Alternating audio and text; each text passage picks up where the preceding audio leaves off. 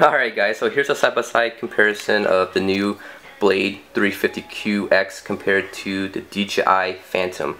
So you can see, first off, just by looking at side-by-side, the blade fits a little bit lower. You can see the stance on here.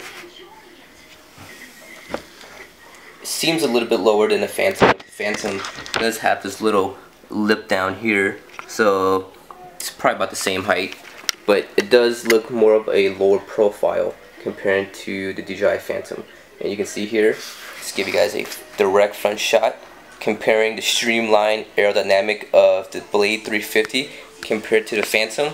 The Phantom is like a big brick in the, it's like a flying bubble comparing to a modern jet fighter. So you can see very aerodynamic with the Blade, so that's very, very cool.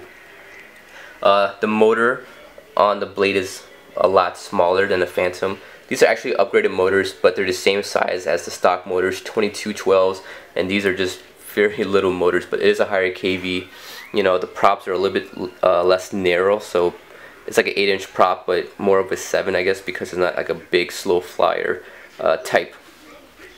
The body wise, you can see a lot smaller than the Phantom. The Phantom is just more of like a bubble, so you can fit more stuff inside the bubble, and this one's more of streamlined, sleek, so it's very compact and you can't really fit much inside if you want to mount different electronics.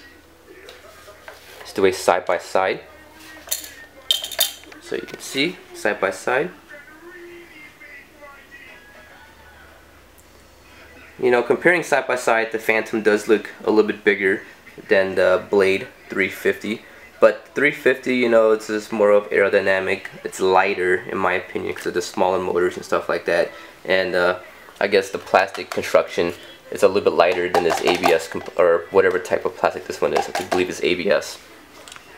You can see, if you want to mount a gimbal up here, you would have to find a very, very low gimbal or purchase the optional taller landing legs to fit a gimbal on here. Now, how much weight can this one handle? I'm not exactly sure, because it is a smaller motor, and smaller props. Maybe eventually they'll offer a upgraded kit. You can see here they have lights in the rear, and then moving on to the Phantom, it's like the 360. We have lights in the rear here, but I kind of modded mine so there's no longer lights on there. So that's very cool.